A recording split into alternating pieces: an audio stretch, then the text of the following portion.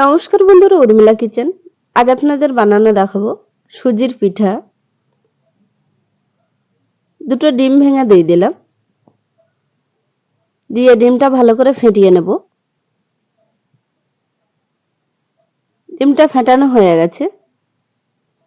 Half বাটি সুজি দিয়ে দিলাম,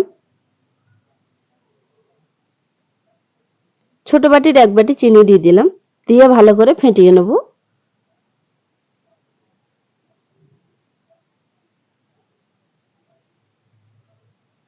এক কাপ দুধ দিয়ে দিলাম, দিয়ে আরেকটু ভালো করে ফেটিয়ে নেব।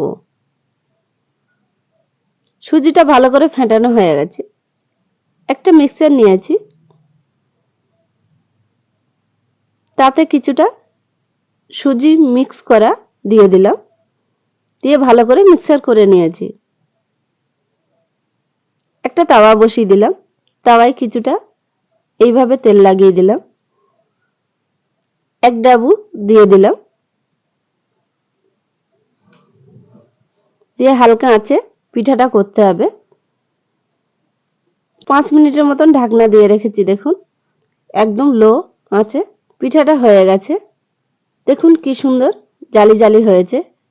এইভাবে আমি সবগুলো বানিয়ে নেব। সবগুলো বানানো হয়ে গেছে। দেখুন কি সুন্দর নরম হয়েছে। আপনারা চাইলে বাড়িতে বানাতে পারেন, খুব সুন্দর লাগে খেতে। একটা প্লেটে পরিবেশন করলাম সুজির পিঠা। আপনাদের ভালো লাগলে কমেন্ট, শেয়ার, লাইক, সাবস্ক্রাইব করবেন।